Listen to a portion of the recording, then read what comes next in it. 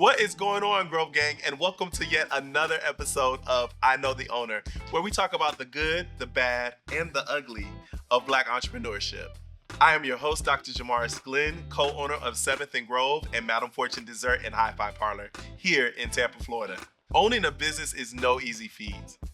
Owning a restaurant is even more difficult. And then you're Black owned. So it seems damn near impossible to succeed, but we'll be speaking to some local restaurateurs who are fighting the good fight. So let's get into it.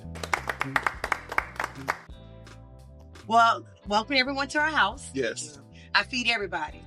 My home, my personal home, away from home. We meet at the beach, I got food. It's summertime, still working on me. So I made us a salad. But ignore the bread bags. Okay? I'm not. But you might want to do the bread bags. I am doing the bread. You may want to get a piece. Shout out to Carb. I got some sweet potato cornbread in there. Okay, that's why I said you may want to try a little piece. I got our honey butter croissants, our focaccia fresh bread, and I also have our summer devil eggs, our summer edition. We have bacon ranch, and we have our turkey sausage with watermelon barbecue. Oh, lovely. Let's go ahead and get into it. Okay. Maria, Eric, tell us a little bit about M&R Catering, M&R Cafe. Tell us about your story. Well, for us, M&R Catering started with selling dinners from home. Okay. When I couldn't keep a job, Yeah. I got in trouble. What'd you do before? I kind of cheated off of him doing the medical billing field. Okay. And I started doing it. And then I ended up getting into trouble. And they caused me to have a felony, so I can't keep a job. Wow. So with that being said, was in those downtimes when I was working, I was doing like potlucks at work. Yeah. You can cook. I'm like, no, I can't. Yeah. So then during those downtimes, it was like, you should sell plates. So I started selling dinners from home, and selling dinners kind of picked up. I would just do it in the midst of not working. Yeah. So I was never like consistent with it. Yeah. So then when I finally got pushed into catering by one of his dear friends, Kenya, who was doing like decor, like for wedding setups. And she pushed me into doing it. Like literally, I was at her house barbecuing for her. She was like with a client. She goes, "I have a caterer for you." I'm like, "No, she don't." She started catering. My first catering job was a nightmare. But anyways, I started just by not being able to maintain the job. Then the catering gave birth to the cafe in 19, and it's been kind of going forward since then. And I kind of pulled him along because he DJs. Yeah. So he's always wanted the whole nightclub. I can see that. Yeah. So that's conquered both of our dreams at the same time with the cafe. And Eric, how has it been with you in the start of the business and everything? Yeah. Just it's challenging, and but the greatest thing about it is I ride so hard for him. Yes. I'm my number one supporter, and I know we had a few things as far as her mom and our son, which is our driving force behind what we do. And I'm just pushing her because I see greatness in her. Yeah. So I really go hard for her, but I love to see her succeed. That's what that's my drive. Yeah. My drive is pushing her to greatness. You said your mom and her son? Her mom passed away the year after we got married. And her mom is the one where she learned how to cook from. Oh. So, it's amazing how God prepares you for your destiny and you don't even know it. That's right. Because ever since she was a child and she would be in the kitchen with her mom, as a child, she didn't know. Right. She would just see her mom doing it. She would just watch and she learned. Yeah. And then it instilled in her because she got two other sisters. They came World War. She's the one that got the gift. Yeah. Right. And it's just like, sometimes I have to pull her out of the kitchen because I know that's a sanctuary because that keeps her connected to her mom. Agreed. So I tell people, when you taste her food, that's what you're tasting.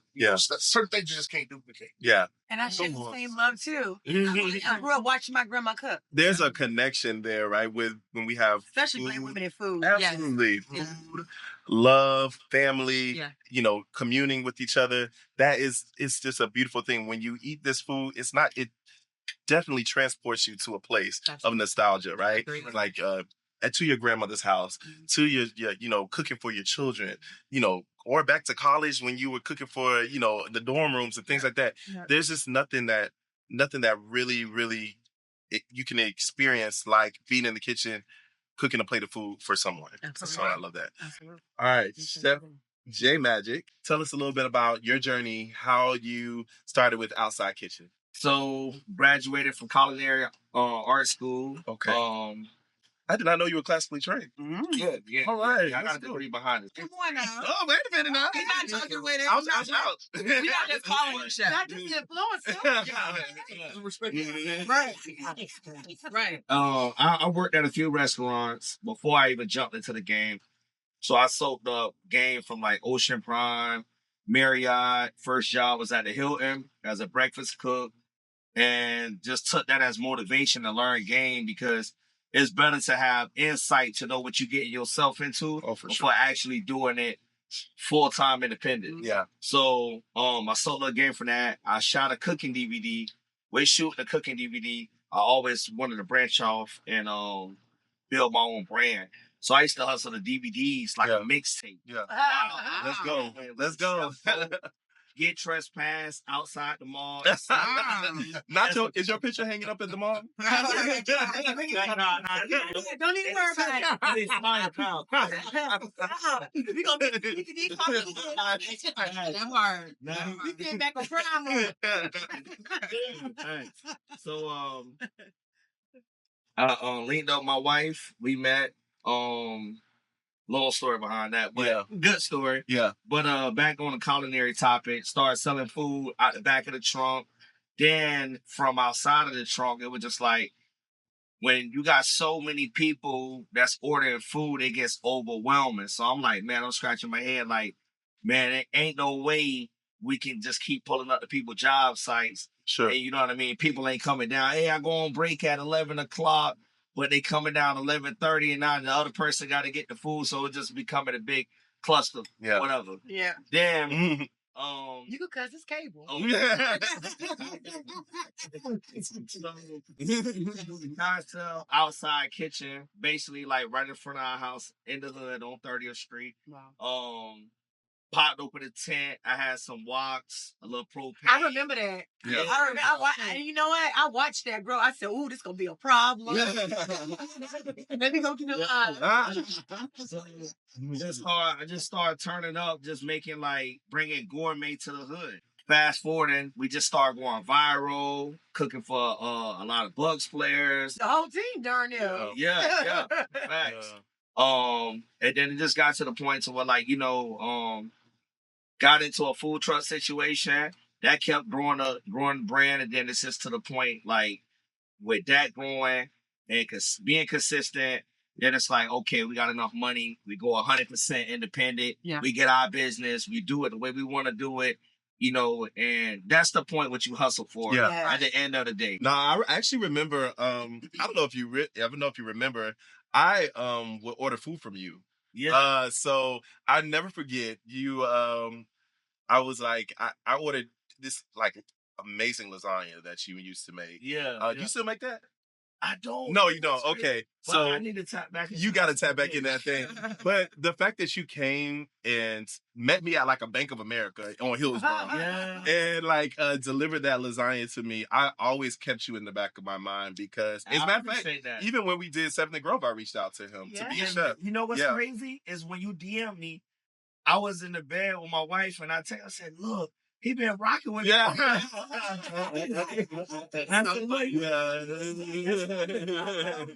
it was at that point.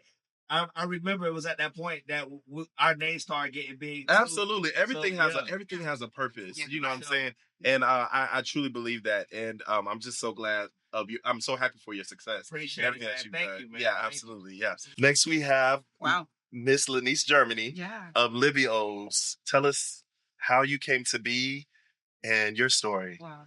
It's almost similar to your chef and a little bit of Maria's as well. I grew up watching my grandmother cook. So that's why I said we all have that love in common. Of course. But I had for years always loved, since I was a kid, everything about just the industry of food. Yeah.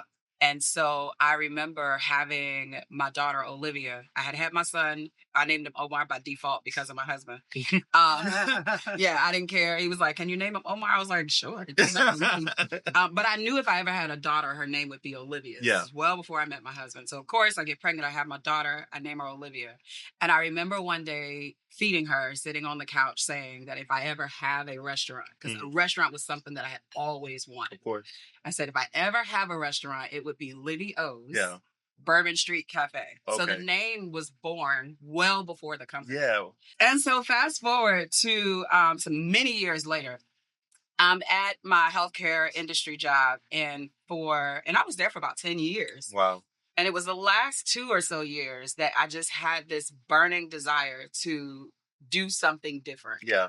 And I had completely forgotten about Livio's. It was not at the top of my mind. It was just like, I'm getting up, going to work every day. Yeah. This is so robotic and so routine. And for a creative, that is jail. Of course. Right? Of course. So I begged my husband for years to let me quit my job. And he was like, absolutely not. Yeah. And so then more years came, and I'm asking God, like, God, please, like, show him what you're showing me.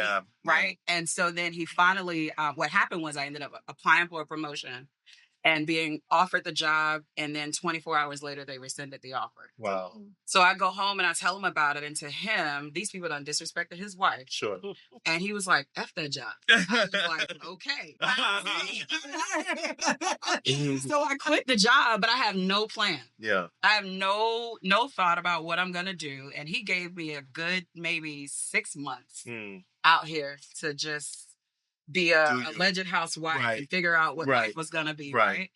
And then foreclosures started happening. Man. And then we started going real, because I had a great job with great benefits. Yeah. I was the carrier of the insurance, and it just all went to pieces. And so then he said, you either going to have to go back to work or you're going to have to figure something out. Yeah. And I knew it was serious. Yeah. So I went back to God asking him, why am I out here again?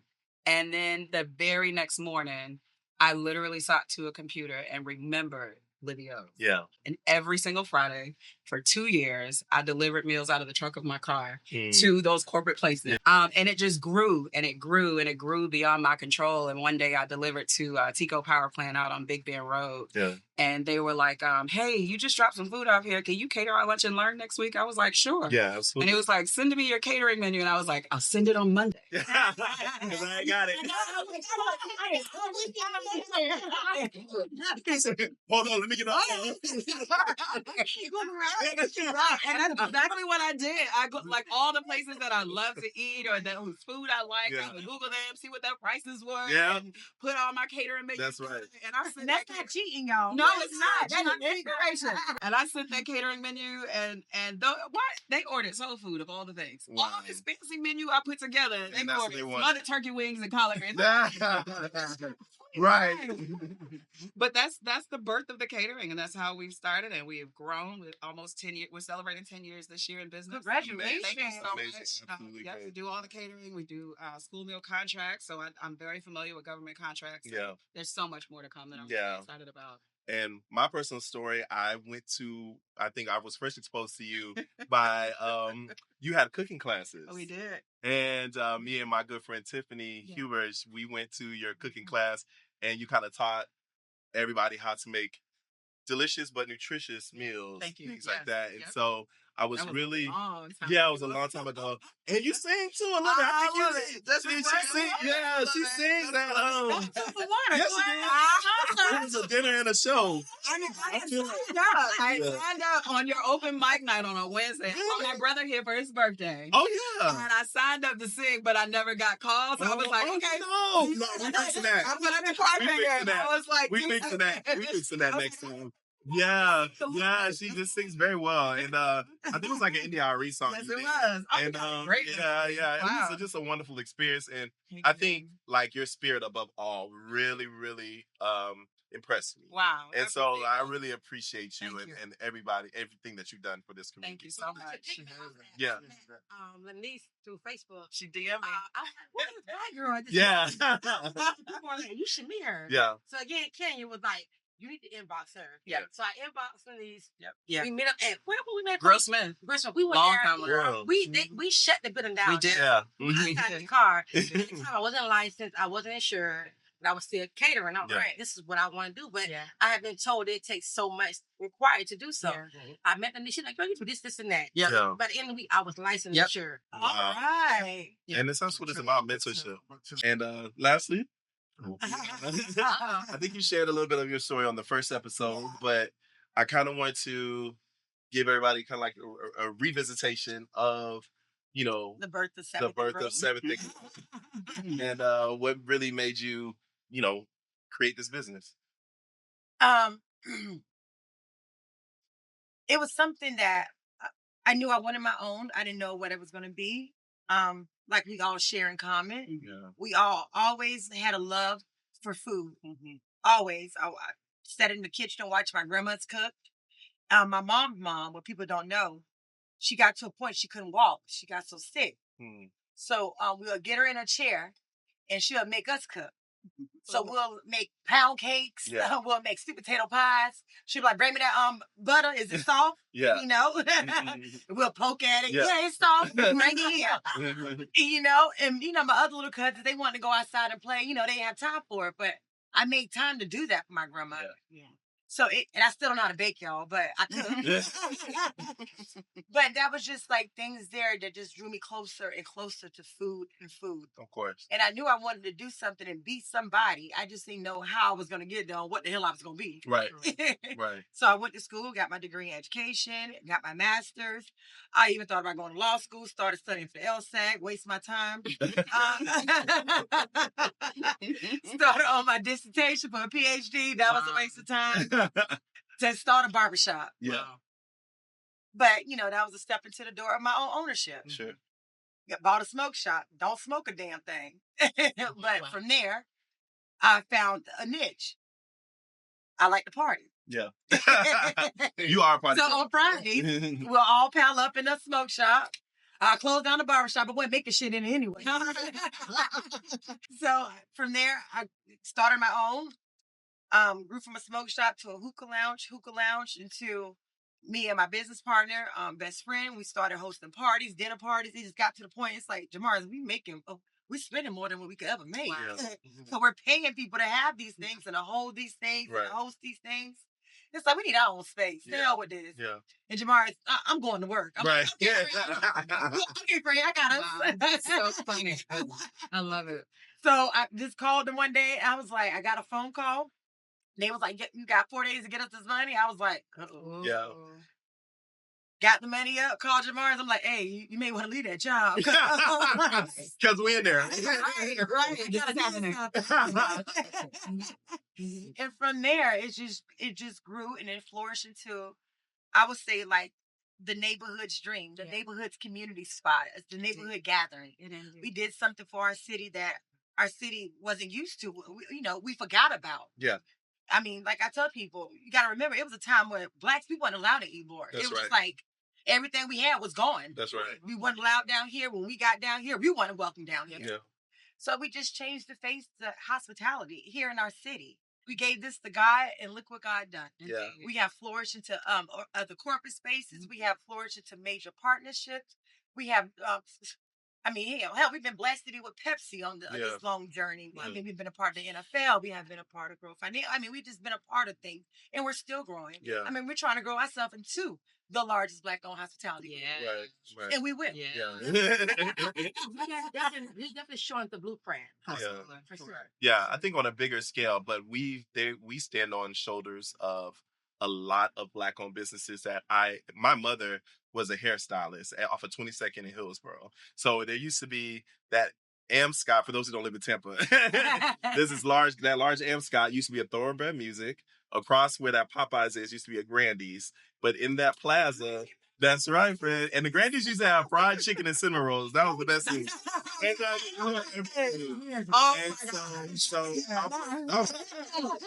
I cannot. I would develop a fourth chin. So, but my mother had a hair salon right there on the corner of 22nd in Hillsborough, and just learning from her, going to even Big John's barbecue, eating their food as a kid. These are the shoulders that we stand on. And these are the people who literally set the blueprint for what we have today. And then I will never, ever forget them. And I will always be appreciative of them. So, but we talk about family, right? Yeah. Like family-owned business, would you say? Yeah. Family-owned business? Yeah. Family-owned business? Yeah. I think family-owned business. Okay, let's get into it. The good, bad, the ugly. Lanice, tell us a little bit about hiring family. Do you recommend it? do you friends? Because not only does your husband work there, your children, My children. you work there. You got them on the slave ship. Operations. Absolutely. Absolutely. It's like call the Department of Labor. Call it. And run it. And run it. And what? And save it to your phone. That part. That part. Do you recommend it? What are some things that you've learned from hiring family and friends and, being in a partnership with your husband? I know Maria and Eric explained it just a little bit. Yeah. But what does that dynamic look like? Yeah. So this is a topic that is a whole topic by itself. Absolutely. Yeah, Absolutely. About this for hours. Absolutely. But it took as much as we're celebrating 10 years in business, I have learned so much in these 10 years. And I would say, like, at the beginning, you have this heart to try to help everybody. Sure. And you want to help and you hear these like nightmare stories about how family is and how they work. And you think, no, that would never happen to me. Or friends, no, that would never happen to me. And then it does. It does. It damn sure does. And then it knocks on the door. It knocks on the door. It busts the door down sometimes. Because depending on how close they are, the shit can hurt so bad that it's almost like depressing. Yeah. Right? It makes you question who you are. And I've had that experience with close friends and family because my intention was to help. But the reciprocal piece of it was not at all received in that way, especially if something happened at work and then it just blows up. Yeah. Right? But what I realized after much therapy, I'm going to be real honest. No, say that again. Say that again. After much what? After much therapy. Black people. And forgiveness. Yes. And forgiveness. Because religion has always been a part of my life.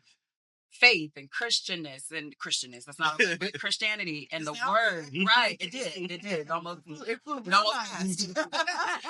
But the word of God has always been a part of my life. I've always been a journaler, always been a prayer, always been a tither and all these things. But therapy was truly missing from my life. And so when I finally committed and sacrificed going, what I learned is that there is a such thing as boundaries. Sure. And there is a such thing as people not being able to cross those things. Mm-hmm. And so, long story short, I do have relatives working with us. Yeah. But what I have learned from a corporate standpoint is to put a person in between me and my family. Mm-hmm. At work, I am not your wife. Yeah. I am not your mom. I am not your cousin. Mm-hmm. I am not your sister. I'm not your homegirl. Yeah.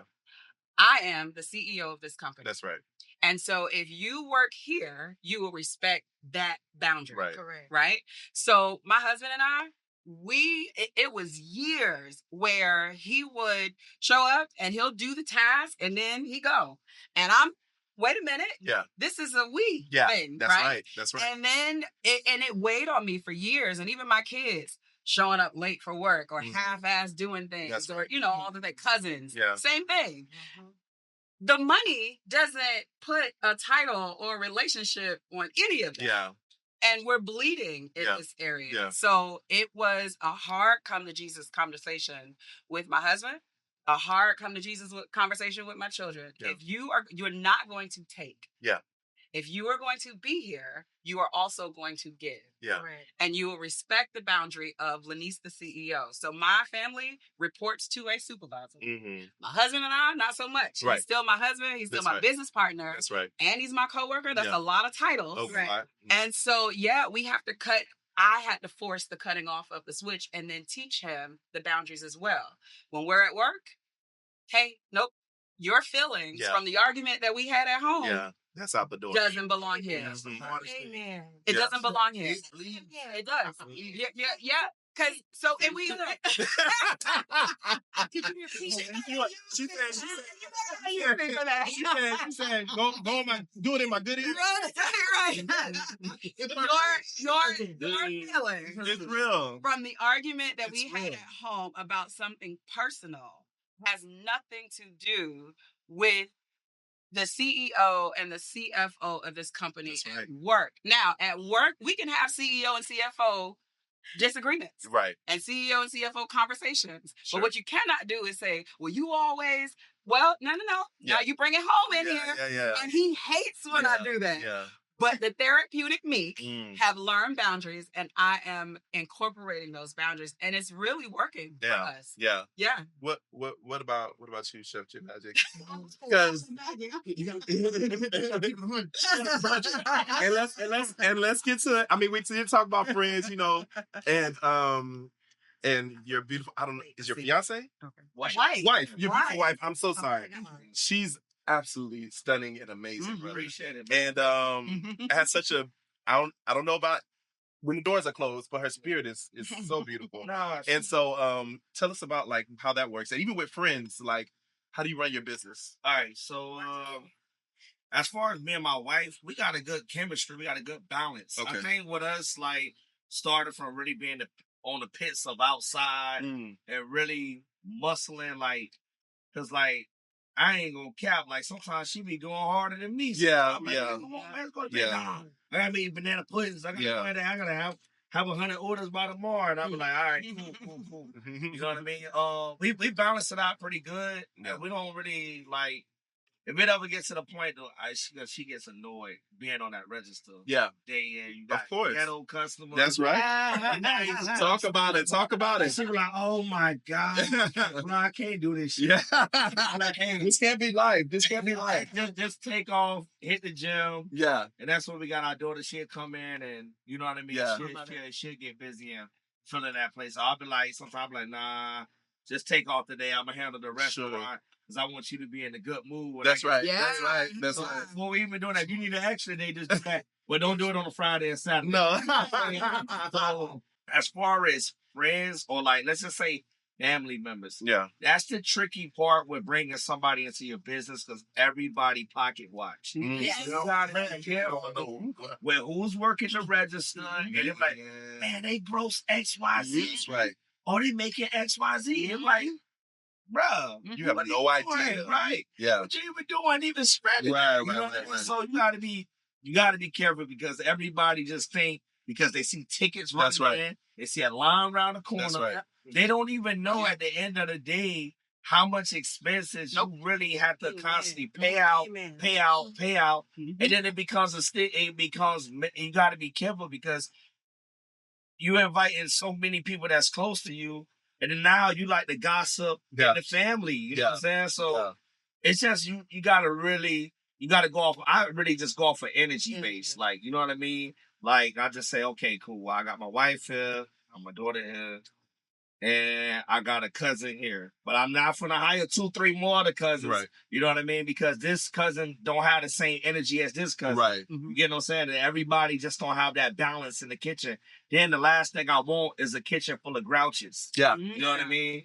Because you can't get into your bag if your kitchen is full of grouches. Yeah. And even when I'm in my kitchen, I'll always tell them, hey, bro, if your attitude ain't right, you can peel. Yeah. You can peel. Yeah. It's just all about balance. And as far as me and my wife, we make a great team. I ain't got no complaints on that. And I ain't even going to make it sound like it's 100% top tier. But the good outweigh the bad. And like I said, if it ever gets to a point to where like she's overwhelmed, I always just say, hey, take a day off. Yeah. Take 24 hours. If you got to take 48 hours off, those ain't a Friday or Saturday. We good. Don't do that on the Friday Saturday. Yeah, don't do that. Like that's going to hurt. But, you know I think people see the success, but they don't know the sacrifice. Right? Yeah. And they see how well you're doing, but don't understand in that business, I poured in $150,000 to start. So I'm already in the hole. Yep. Okay. Yeah. I'm literally clawing my way back. Yep. The profit margins of businesses are so paper thin. Yep. Yes. We don't really have a full grasp on food costs. Yep. No. Things like liquor costs, things like labor and things like that. And not understanding, hey, yes, I'm making all this money, but I'm losing so much more. The price is not always the same. That's right.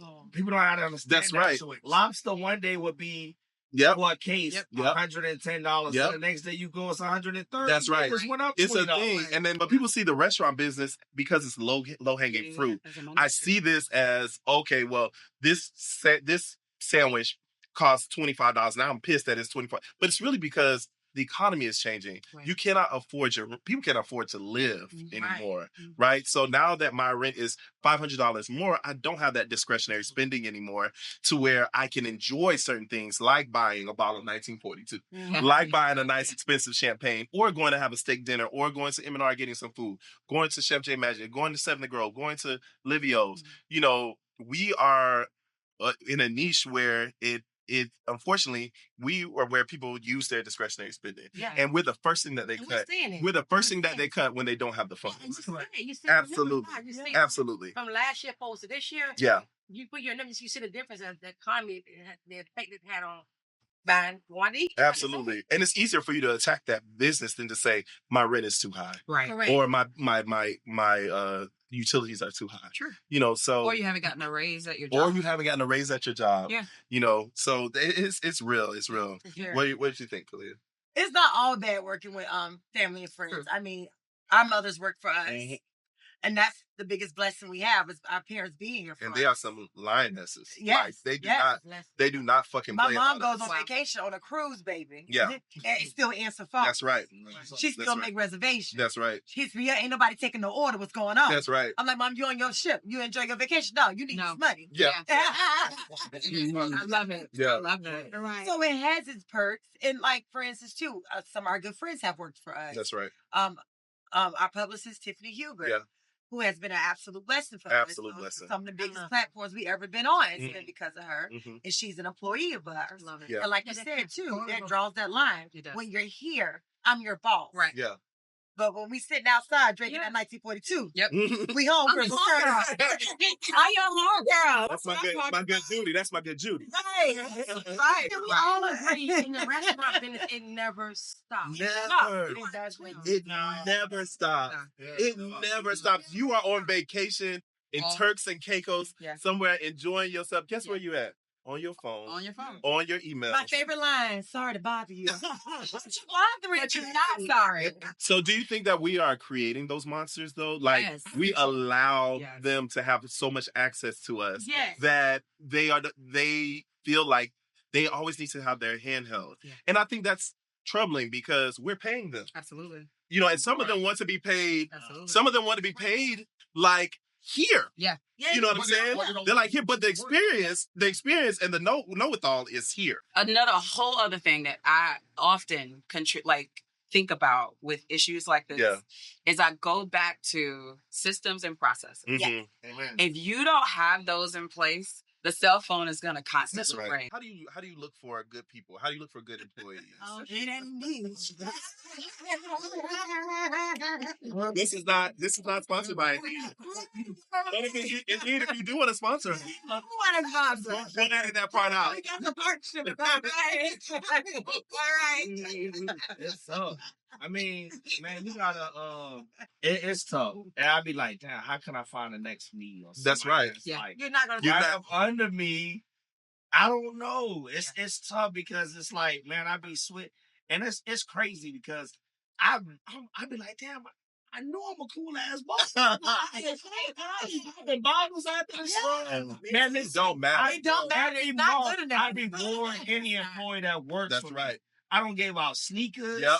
I don't give away $100 gift Yep. cards with a bottle of Douce attached to it. And I don't see no corporate companies doing this. Yeah. I think when they get to see the actual owner, Yeah. No, I was just gonna say. and they seeing the lifestyle and everything, Sure. I think that it's kind of hard for us because it's not like we have like 10 different things that's open so we could disappear, right? Just make an example, like let's just say like somebody that owns Salem's Gyro, right? The owner don't have to be there, right? Mm-mm. It works. Nobody don't know if Salem right now could be in Europe right now. You know what I'm saying? Right. But if he was in there, I think he would probably be getting, you know what I mean? So, or maybe it's just our race. Yeah. You know what I'm saying? It's us. Because guess what? If you have a friend or you have somebody that's a relative that's in there and they have a poor experience, guess where they're going to go? Right to you. You They're know, gonna I had a family member come up to me this weekend and say, I was at your restaurant. I told your staff to go get you, and they wouldn't. Okay. They know not to get me. They know better. They did their job. Don't come get me. Yeah. We want to please so bad. Right. That we, we'll do anything. We micromanage everything. Absolutely. And say, oh yeah, you had this experience. Okay, let me fix this for you. And so now you're correcting things when it really should be your management and your staff. Absolutely. You'd be like I know for myself, like I can say for sure, Matt also, when it's your baby, you kind of gave birth to. Of course. Right? Olivia, too, and you guys too. Well, when you have something that you kind of like, you like stood in the paint for, you grind, you get this, and you get your name on the wall. People coming to supporting you. It's like a baby you gave birth to. Mm-hmm. So I want to protect this baby. Yeah. So again, I don't want to be in the kitchen 24/7. I want to have a break, but at the same time, I do want to be in the kitchen because I want to make sure it's done right. Yeah. And that's my thing. I want to know my business. Yeah. I want to know what's going on. I want to hear. Yeah. I want to hear. I don't like that. Why? Yeah. Who said something to you? But do you think by doing that, you're going to keep... It's a double-edged sword. It is a double-edged sword. That's what me and Jamar. We go back. We go back. Me and her. That's one of the biggest things that we argue about. I tell her, Kalia, pull back. Yeah. You got to. I said, get out of the kitchen, pull back. Yeah. But we're both Leos. I'm August 12th. She's August 13th. Yeah. See, so we're very hands-on. Leos are very, very hands-on. We don't walk away for anything. So, for her, she's hands-on the operational side. I'm very hands-on when it comes to events, social media, bringing our marketing to where we need it to be, things like this. You know what I mean? Large events. And so, so we both I can't hire a social media manager because I know that the tone that I want in those captions for Instagram or the pictures or the thing, I specifically know what I want, right? Yeah. But it's also a double-edged sword because it's going to consistently keep me working. I'm up 3 a.m. in the morning, 4 a.m. in the morning, 5 a.m. in the morning. And I'm texting her. I'm texting her. She's up right there with me. I have this huge vision for our company. For sure. And there is no way that we can execute that vision. You're right. If I am in the kitchen pressing and frying empanadas or frying chicken and hands-on. Yeah. I cannot be that. Yeah. Because my real gift is out here in this community establishing relationships with the people who have the authority and the ability to... Don't do that. See, at least you in trouble. And we're gonna leave. And guess what? I'm gonna draw my line right here because I'm Benny. And I ain't. But let me just say one more thing. In addition to that, because that's the gift, sitting on boards, being a community, I absolutely love that. I kind of love that and the kitchen at the same time. I love it. I love it for you. So the beauty in the team piece, though, because we do have a team. We have an operations manager. I haven't named the lead chef, the executive chef just yet. There's some more leadership development that has to go on. And in our company, people don't get roles and titles anymore until they go through leadership. That's right. So what we do, though, is we have weekly meetings with the ones who has either a potential title or a managerial title. And they report to us that information. And then what I do in all of my learning in the community and all of my leadership development, my job now is to coach and mentor them into a replica of Lanique. I don't know about you. Well, I would agree at this entire table. Yeah. We all hire people that look like us and people who may be young and inexperienced, right? Yeah. But that are malleable, that we can mold them into what we want them to be. I take that over somebody who is thirsty for it. Yeah. I'll take that over anybody who's experienced. Absolutely. Right? Yeah, and absolutely. so now we're leading them and we're engaging them and we're coaching them on what, essentially what we want them to be, our little us. Absolutely. Right. Absolutely. So I think a lot of businesses do lack that because we don't have there's no like learning or manual that shows that that's something that we need to do as a people. For sure. It's just more so like, why you ain't do this? Why you ain't do that? Yeah, and so now it's like you never gave me those expectations. Correct. So if you didn't give that to me, it's very hard. It's hard for me to say to yell at you when you're in your mind. You're like, such is supposed to be doing so and so, but they can't read your mind. No, they cannot. And you have to be specific. Because my thing is fail, but fail fast. True. If you don't let your people fail, then they will not get it. For instance, my general manager, Tatiana, incredible. Yeah. Absolutely. Now, she took some molding. I love my girl. She was very quick to anger and had a very, very sharp tongue. Yeah. But she was malleable. I could talk to her and say, listen, friend, this is not your fight. They're not angry at you. They're angry at the situation. Right. But what happened was we kept hiring all these people. Oh, well, this person could do this, but they can't do that. So we're going to hire this person to do this. Yep.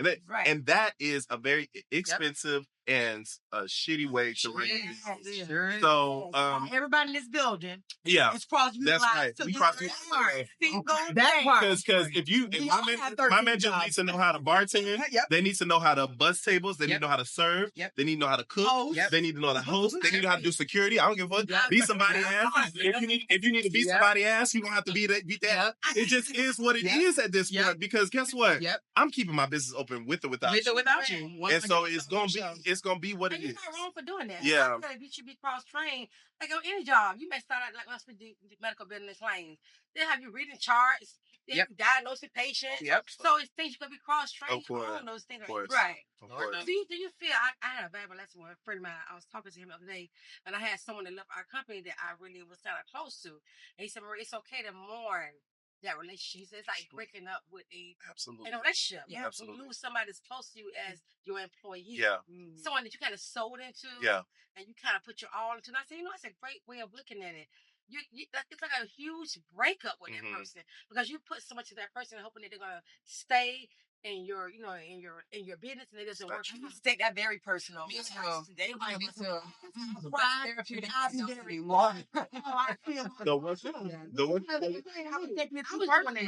The one thing that we always talk to our employees about is idea, like we say eat, buy, flourish. But when we say flourish, we mean that. Yeah. I know in the hospitality industry, a lot of the young kids that we have here, they're in school.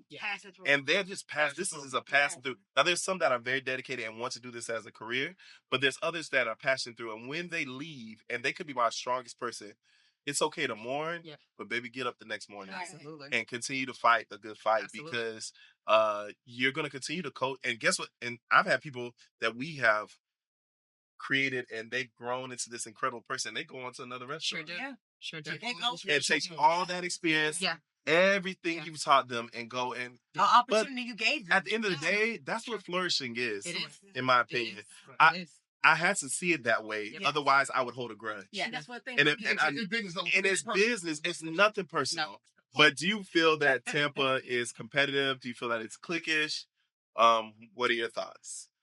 I feel it's cliquish. You feel it's cliquish? You think the hospitality scene here is cliquish? Do you feel like amongst restaurants, or do you feel like the customers make it that way? I feel the customers make it. I agree. Now, I can agree to that. I can agree to that. They feel like if I support you, I can't support Chef Mac. This is dumb. Yeah. I eat everywhere, and wherever I go, I always post and go, hey, check the price. I'm not a hater. You know what I'm saying? I want to see everybody grow, everybody eat. And the food is good, the food is good. And if it's not good, I'm not going to post and say it's not good. Yeah. I'll discuss that with him one-on-one, go, hey, I had the steak, whatever. But I had this ribeye, it was amazing.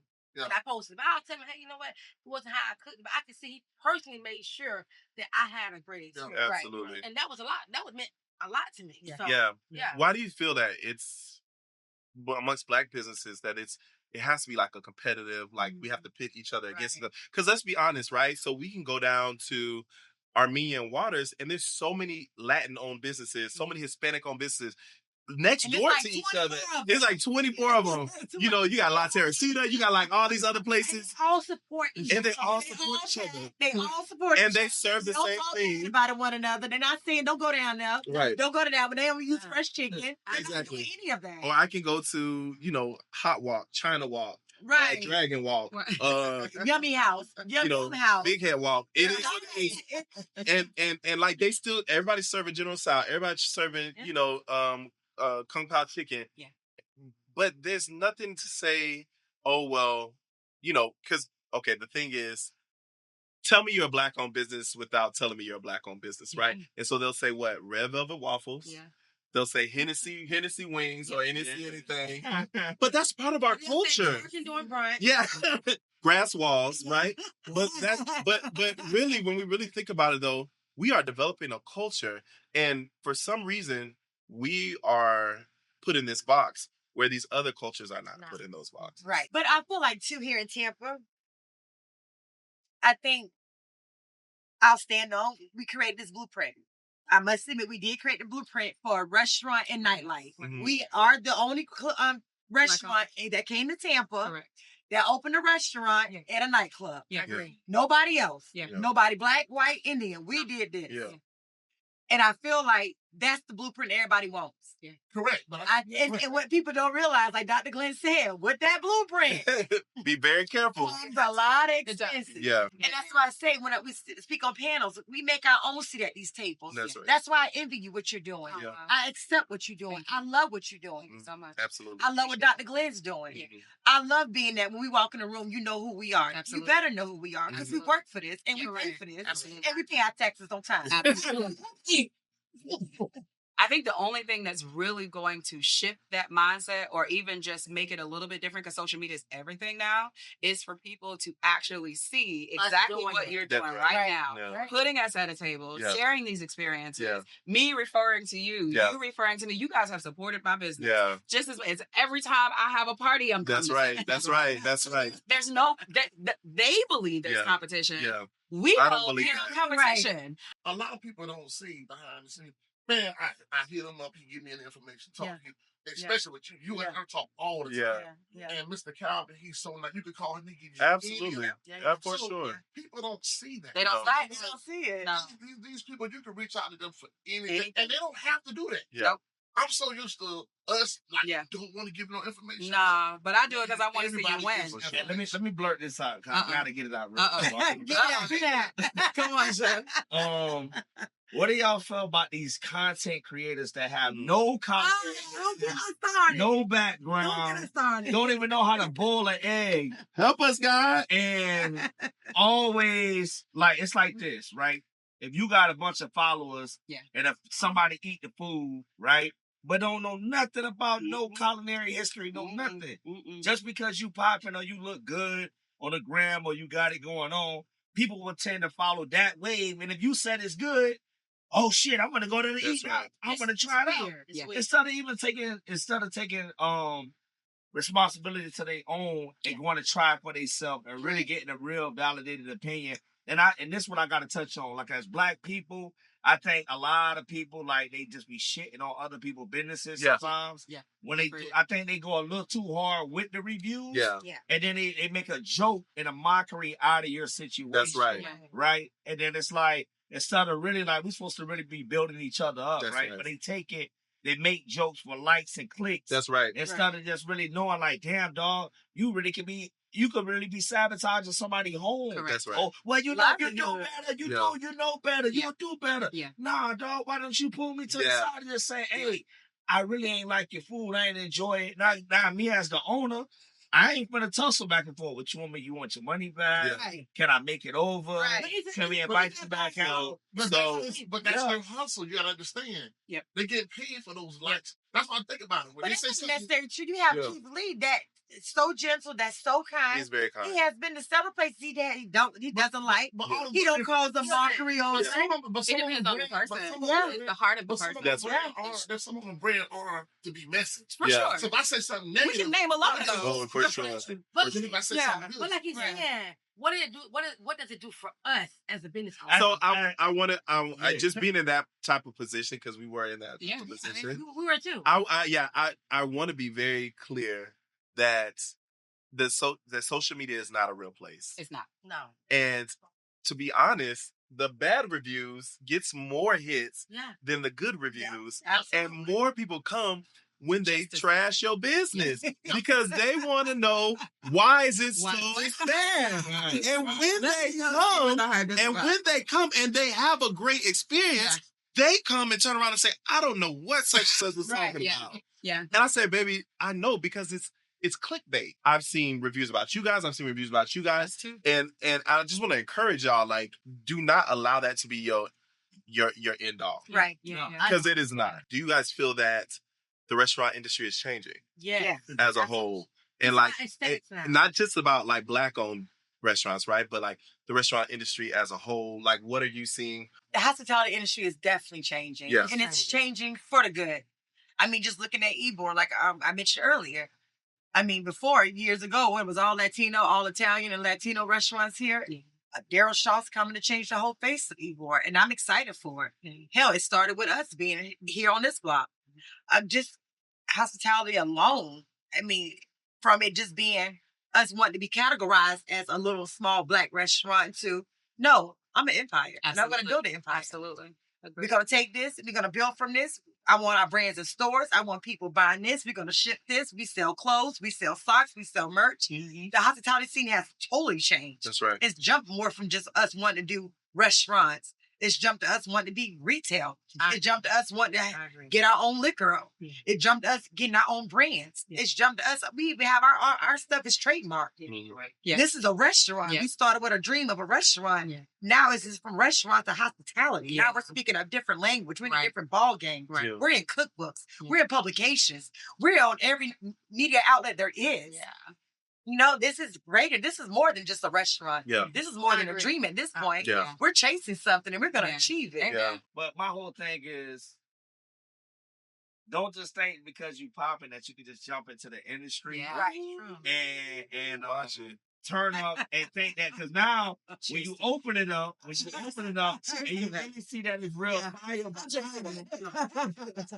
Pepper will show you you're not popping. You're not as popping as you thought you were.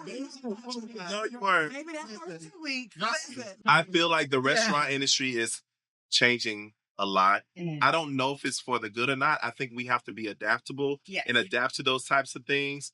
I will tell you, like, a lot of people don't realize it, but people are eating less. BSG surgery, Ozempic, all those other things. People are eating less. And just because you think, oh, well, this person's on Ozempic, no, there's hundreds of thousands of people. And that makes a difference in people eating and people drinking and people, you know, so being more health conscious is a great thing, but at the end of the day too, it does hurt. You have to accommodate that. So last question, I've enjoyed this time with you guys. I'm so grateful for every single person. I want to know, what is your plan in the next 5 years, but also what pushes you? What makes you want to continue on when sometimes there aren't enough people in the seats? What pushes you? What drives you? What allows you to show up in the morning? So we'll start with Lanice. Oh, okay. Yeah. I'm going to answer that. I just want to say real quick, since I know we're closing out, is first of all, I love y'all both. Oh, I love you. And we don't have a relationship where we talk all the time. No. We text all the time. It's not that at all. No. But I do want to mention something about the whole competing and competition thing. And I hope you don't mind me sharing this, Kalia, because there was some years ago, I've followed you guys and I've loved you guys forever. And you and I had our issue, right? Or just some like challenge. I didn't know about no issue. For real? We had no idea. So many years ago. Okay. However, when I got word, because I heard on the streets that 7th and Grove was open. This was before y'all opened y'all doors. And we happened to be at the driver's license office. I don't know if you remember that. It was some years ago. We were at the DMV, and I saw you, and I had just heard like a day or two before that 7th and Grove was coming. I read it. And I sat next to you, and I was like, I know we had our little issue in the past, and it was so many years ago. By now, it's so petty. But I am so proud of y'all. Thank you, friend. And I really wanted to do whatever I could do to support y'all movement and y'all mission. That means a lot. And that is just the level of maturity where you put whatever challenges, turmoil like aside, behind, and support. That's real. Other in this industry and just in business in general. So real. I am so proud of y'all. Yes, y'all set the blueprint. But you always tell me you're so proud of it. I do, and I genuinely mean it. I genuinely mean it. But like I said, that means a lot coming from you. Thank you. I really appreciate that. Thank you. So I don't give a lot of credit. I know. And you know what? I can't believe that, Brad. I can believe that. Not at the podcast. We're healing. Well, you did. We're bringing people together. Mental health. I'm literally Oprah.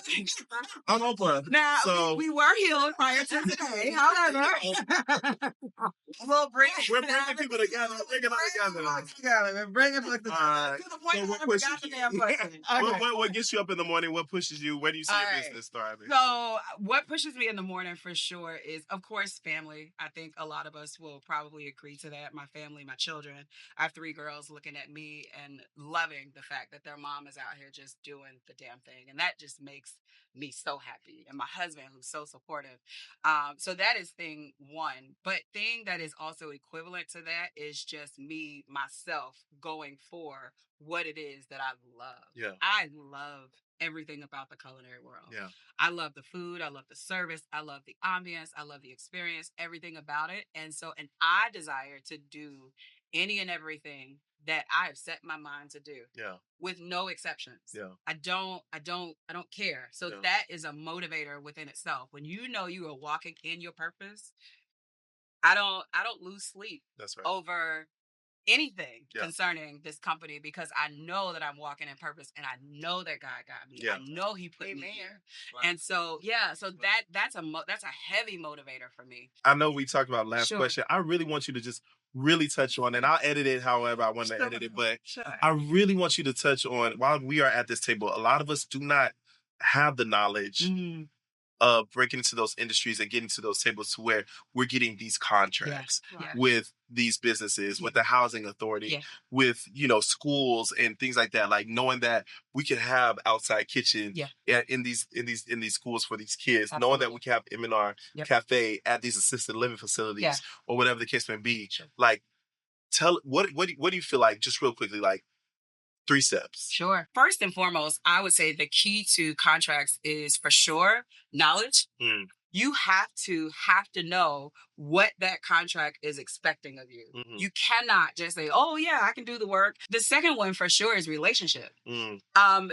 Key relationship, being out in the community, it is imperative for your business, because instead of going through, if you have those right relationships, instead of going through the front door, you actually are going through the side door or the back door, because of who you know. That's right. And who they know. Yeah. Right? Because they could be the key decision maker to getting you that deal. And I would say, last but not least, capability. Yeah. You have to be able to perform. Yeah. You cannot play with these things. Yeah. So if you get your first contract and you're very transparent about this being my first, and you gotta be honest. Yeah. Because then they will be, and if it's their first time acquiring a contract and your first time performing, then your conversation could be, let's grow together. It's a level of grace. Right? That's right. But if you are like, oh, I can do this, and I can do this, and then they hire you and you can't do any of that, it's a problem. Yeah. It's a problem. Yeah. So I would say for sure those 3 things, so much others, but you definitely have to have those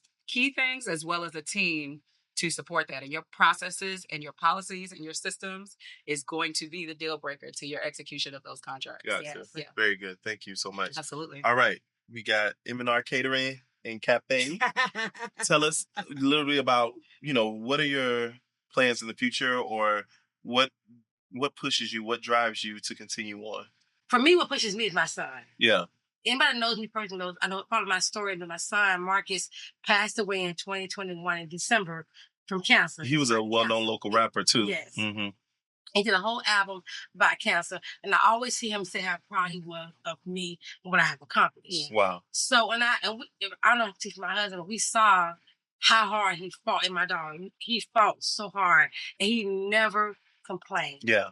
This is a person that can make $10 out of $10,000 in 3 days. You didn't ask no questions? Yeah. And the less you know, you're a good mom, right?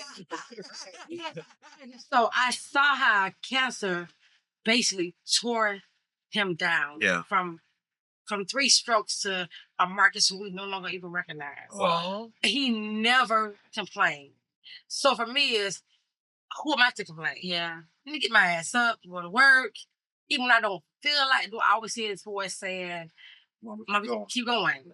I could be in a cafe and the lights are flicker or something happening, and it's like his pusher telling me to keep going. So my drive and my force for me, it's not only for his voice, it's for that customer that comes in the cafe and go, oh my God, I follow y'all. Yeah. The guy said, I flew in from California just to taste your food. Wow. And he was such an awe about the food. And I'm like, and that same day I felt like saying, fuck this. Yeah. Yeah. Over this. Yeah. I getting the support. Yeah. Man, I'm busting my ass. I got bills to pay. I got overhead. I got payroll as a bitch. And I'm thinking about all the things. And that one customer comes to the door and he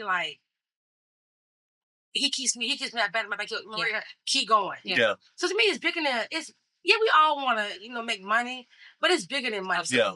Because I have a true passion for food. That's right. And I recognize that in other people that cook as well. I follow certain people for a reason because I'm strategic in what they're doing. That's right. Yeah, I'm actually passionate in that. For me, it is the drive behind customers coming out and supporting you. Because we always think, hey, I'm gonna start this business. I got a big following. My family. It's not gonna be that way. Yeah. It's gonna be a stranger who doesn't even know you. Yeah. Sure. It's gonna come in and go, hey, let me finance you. Yeah. Let me support you. That's right. Let me look at your books. Let me give you the next opportunity. So those people that come in and support me, it definitely gives me that. And also my family, because my family wouldn't be here. Yeah. My husband is one of my number one supporters. Mm-hmm. My daughter Erica's always on scene in the area. She's in Houston now, but having that support system behind you means a lot. A lot of times it's not financial. It's not about coming in and buying a dinner from you. It's about having that mental support behind you. Sure. Because some days, people tell you on social media, go, hey, you keep doing it. But it's like, I'm dying. Yeah. And they don't realize that. Yeah. I buried my son. My son died. And the next day I'm at the cafe. Yeah. Wow. Like, hey, I got to act like nothing's wrong. Wow. Yeah. So we at Advent, he passed away, and the next day I'm literally at the window of the cafe going, hey, can I take your order? Yeah, and I had to do it weird that Saturday. So yeah, we're both like As a Thursday. We're crying and passing out a food at the same time. Mm-hmm. So just being able to go currently go through this is like hell. You really don't have a time to grieve. Yeah. So it's like so Maria and I. Her son. Both of our sons were Yeah. going through chemo and cancer at the same time. And so what we did, we would have a breakaway moment. I remember the crabs. You remember the crabs? Ask me what if he doesn't make it. I did ask that. Yeah. I did ask that because it was important for me as a friend. Like for me, I don't use the term friend loosely, but to have a person in this industry who understands what the day-to-day struggle of That's your friend. Entrepreneurship and business is. And then we go through the pandemic. And then as soon as the pandemic becomes a thing, both of our sons are diagnosed with cancer. Yeah. And so it brought, I feel, us even more closer together in that moment. And so I had the studio at that time, and she was just coming out with her cafe. I remember helping them do their sheet for the licensing. It's sitting in the empty space getting ready for the licensing. People don't know that about us. Yeah. But I invited her to come over to the studio when we had it at the time, and we bought some crabs, and we sat there, and we were two moms grieving about our sons, eating some crabs from Mr. and Mrs. Crab, getting drunk off top shelf margaritas, and both of us boo-hoo crying and not really knowing what was going to happen with our children. But we did. We asked each other, what if your son doesn't make it? What if my son doesn't make it? Because I think it was important for us to be real in that moment, because it could go either way. But I'm grateful for our relationship, and I still grieve with her. And even though my son is healed, we've still had that bond, for sure. I want y'all to stop making me cry. Yeah, I'm so sorry. I can't have 2 episodes. They're like, all y'all do is cry. We can cry. You just never know the heart of a person. And I think that, like we was talking about earlier, you talk about the likes and the clicks and the social media, and Jeff, what you talking about, like, what if you get the influencers and all that? They don't know how real. They don't get it. No. How real this really is for us. This is really real. For you to get up and go to work. I don't know. I don't know that I would have been able to do that. I don't even feel like y'all have rightfully had the time to Yeah. Quick story. And that breaks my heart. Yeah. I'll never forget one night, it was a Saturday. She was at the hospital with my son, and she couldn't leave. So I had to stay the night at the cafe Sunday morning. Sunday was our business day. And she was at the hospital with my son. I don't cook.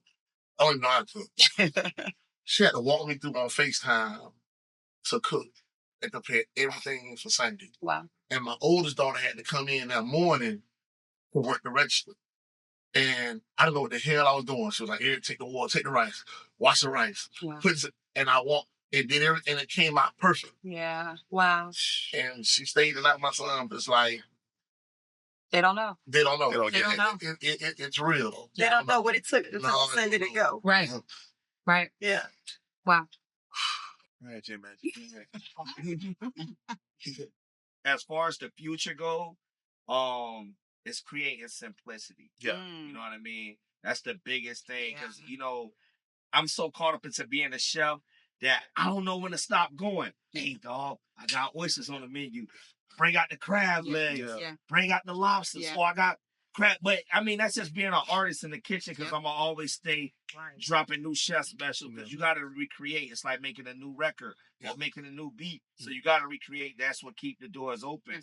But at the same time, it's creating a system that is simplicity that don't take a chef to really run your dishwasher. Right. That's how simplified. Right. They can hire a bunch of teenagers. That's right. That's right. Yeah. That's right. So that's really the goal. You're right. Hospitality is changing when it comes to that. Yeah. We don't need chefs. Mhm. Me and Dr. Glenn create our whole Unless you own the business. Yeah. Right. Yeah, I'm a self-proclaimed chef. Yeah, period. Let's go, friend. Me too. Yeah, very so tough. Yeah. You only classically went. You don't have my daughter graduated. Okay. All right. Last question for you. Where I know we've answered before. Where do you see yourself in 5 years? But what gets you up in the morning? What pushes you? What I'm doing for our city, what I'm doing for other Black businesses, what I'm doing for women of color, the positions we're in. We did this for our community. Yeah. We did this for other Black businesses. We created this blueprint for everyone to follow, and we're not stingy with it. Yeah. Like we all just sat at this table and said, "Oh, I could call you, ask you for anything." Mm-hmm. People don't know that. Yeah. People don't know that we've been asked you for a job. Yeah. You know what I'm saying? People don't know. All our staff meetings, you cater. That's right. Wow. People don't know that. Yeah. They wanted to create this scene and this narrative. Create it. That doesn't even exist. Right. It don't exist. Yeah. Let them keep doing it. Yeah. I like what we have here. Absolutely. We do this for us. We do this because it's not for show. No. It's not so it can be done in the dark, and That's it's right. not. It's not for likes and clicks. That's right. And we're changing the name of food. Well, I have had such a wonderful time. Thank you. Entertaining and hosting you. Thank you so much for your stories. Thank you for the love that you have poured into this. This is a labor of love. This is my love story to, Tampa. We have to keep our businesses alive. Yeah. Otherwise, somebody else will come in and do it for us. Right. And, no matter who shows up at our doors, we're showing up. Absolutely. And that's the most important thing. I bring you guys in because not only do I think that you're doing an incredible job, I don't know if anybody's ever told you, but I also personally admire you in very different aspects. And I just want to say thank you for all that you've done for the community. To my knowledge, I think you guys have been more established than we have. Wow. You've been here longer than we have. Well, And so don't ever think that, we're in a position to where we feel like, we've surpassed you or whatever, because we trying to keep up. right. We trying to keep up, and we're not even each other's competition. These restaurants that are coming out here, like those are the ones that are really, we have to bring our people back home. Correct. And that's what's the important thing. And so I just want to say again, thank you so much for being a part of this podcast. I really appreciate y'all. Thank you to my viewers. We appreciate you. Eat, buy, flourish. Have a wonderful day.